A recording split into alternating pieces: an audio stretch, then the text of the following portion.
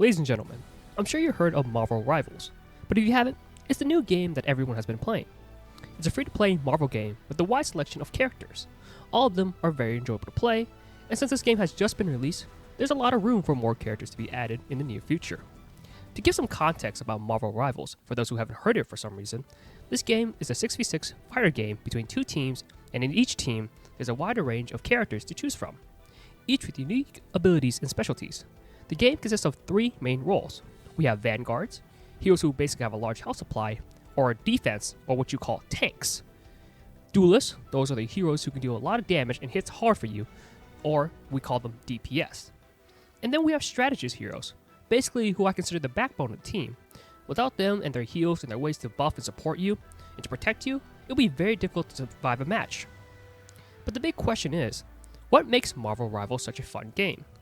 For me, not only is it free to play, which is a huge plus, but the game is also very fast paced.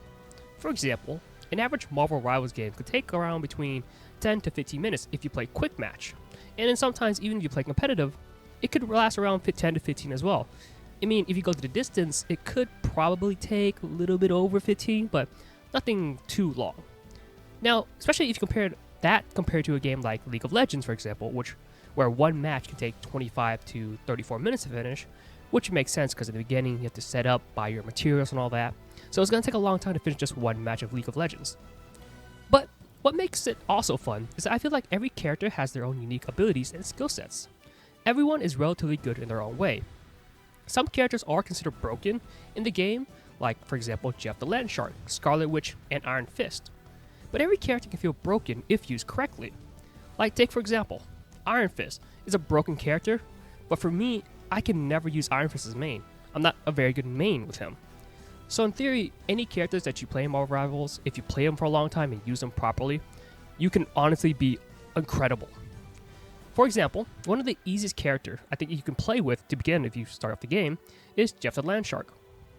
If you are his main, you are very easy to be targeted and killed fast just because not only can you attack, you can also support your enemies with your long-range bubbles and squirty guns, and also your ultimate can heal the whole team in a vicinity radius that they have. So it's a very good beginner character to use. Now, there's also Wanda. Wanda, whose ultimate can just destroy everyone in a second. And then you have Iron Man with his maximum output, which shoots like a huge cannon to a horde of people. So in a way, there's a lot of characters that you can consider broken, right? It's just that have you played these characters long enough and do you know how to properly use them in a match? Now for me, I love maining Doctor Strange because there's a wide range of skills you can use. He has the portal, which allows you to teleport behind your enemies. He has a great shield, a pretty good damage output as a vanguard, and his ultimate, the Eye of Agamotto, is amazing where it stuns the enemies and you can just go ham on them. As well as Rocket Raccoon. He's a very fun character to play, with great healing, being able to revive his teammates with the pods, and infinite ammo to certain characters like Punisher or Winter Soldier. Now since this game is still new, and new characters will be added in the future, we need to talk about how many duelists there are compared to other categories. First off, there are way too many duelists compared to vanguards and strategists. If we compare each of them, there are only 7 vanguards, 7 strategists compared to 18 duelists. That category alone is more than the other 2 categories combined. So hopefully in the near future, when this game does get updated, we get more of a balanced roster because there are a lot of other characters that can add to the game to balance it out a little bit more.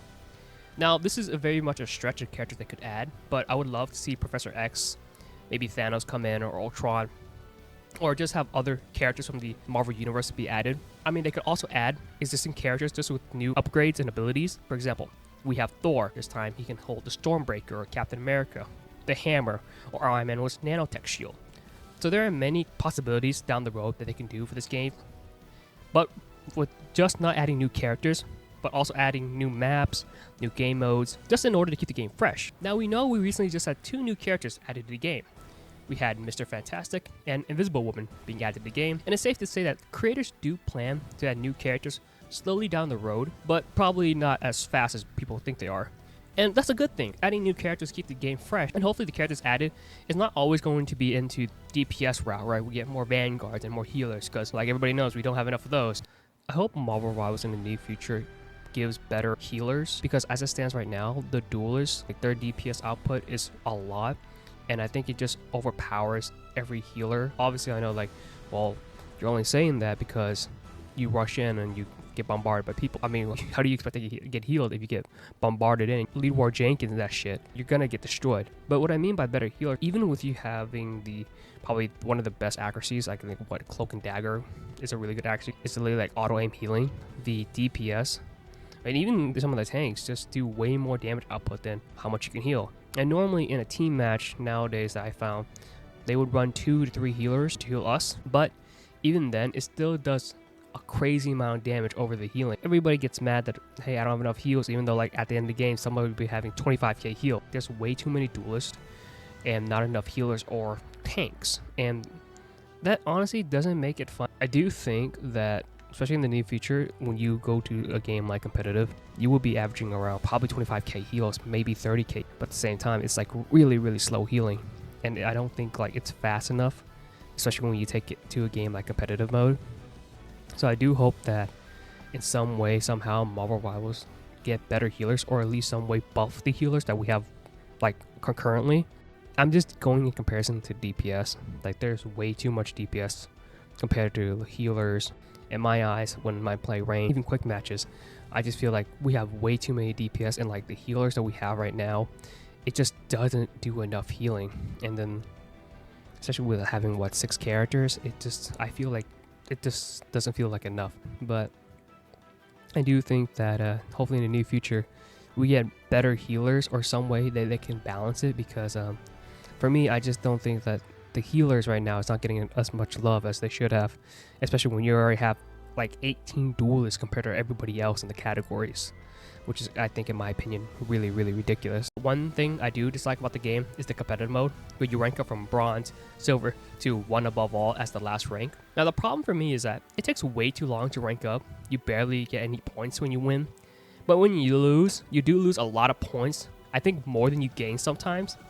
So it's very hard to rank up unless you go like ultra hard mode, or like have a really good set team that can communicate properly with each other. So it's not really a good game to play, you know, if you play random. And I think short rivals don't do anything to fix competitive mode. The mode won't be that enjoyable. A lot of toxic players coming in and be asking, hey, why didn't you do enough heals? Why do you keep doing the yada yada yada? Because sometimes the matchmaking styles doesn't fit well. You will have like a silver 1 going against, you know, gold 3, or a silver 1 going against a gold 1, or whatever had you, right?